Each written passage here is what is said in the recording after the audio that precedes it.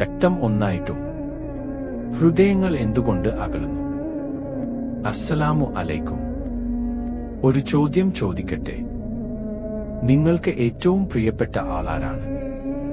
സഹോദരനോ, സഹോദരിയോ, ഉപ്പയോ, ഉമ്മയോ?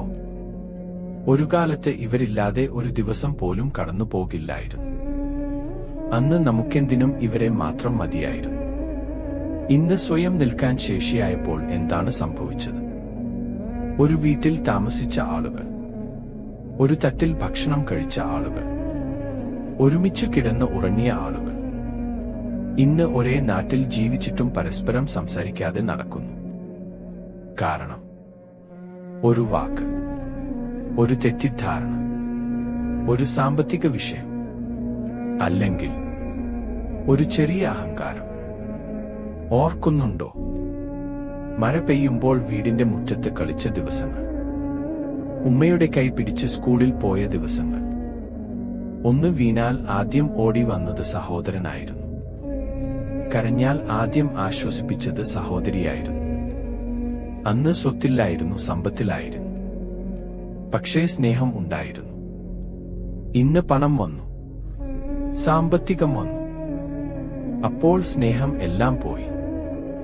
സത്യത്തിൽ രക്തബന്ധങ്ങൾ തകരുന്നത് സമ്പത്ത് കാരണമാണോ? അല്ല. പണം കാരണമാണോ? അല്ല, അഹങ്കാരം കാരണം ആണ്.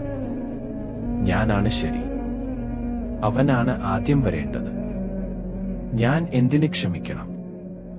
എനിക്ക് കിട്ടേണ്ടത് അവന് കൊടുത്തു, അത് എനിക്ക് വന്നു ചേരേണ്ട പണമായിരുന്നു.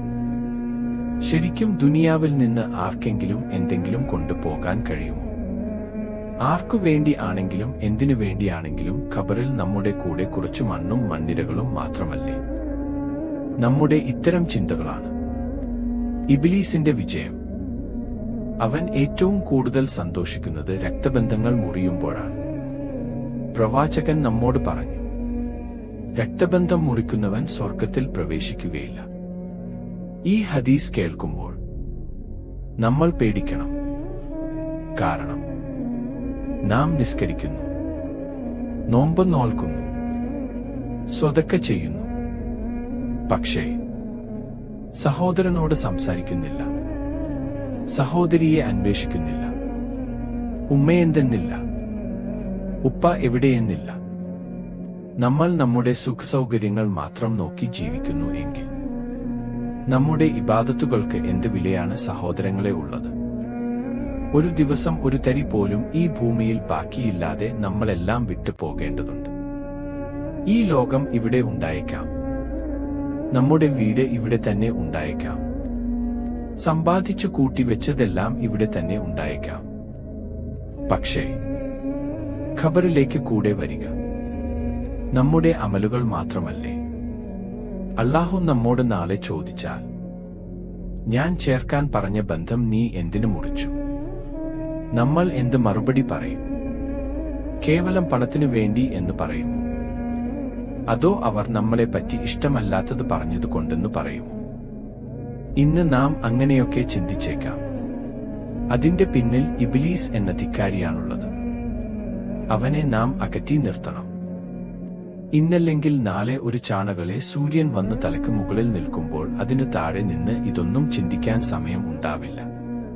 പൊള്ളുന്ന ചൂടിൽ മുട്ടോളം വിയർപ്പിൽ മുങ്ങി നിൽക്കുമ്പോൾ നമ്മുടെ കാവലിന് നമ്മുടെ റബ്ബല്ലാതെ ആരാ അവിടെ ഉണ്ടാവുക? നമ്മുടെ അമലുകളല്ലാതെ എന്താണ് നമുക്ക് അവിടെ കൂടെ ഉണ്ടാവുക?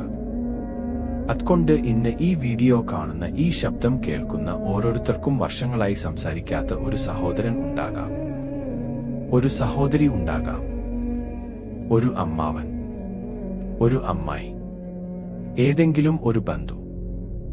ആരാണ് ആദ്യം വരേണ്ടത് എന്ന് ചിന്തിക്കരുത്.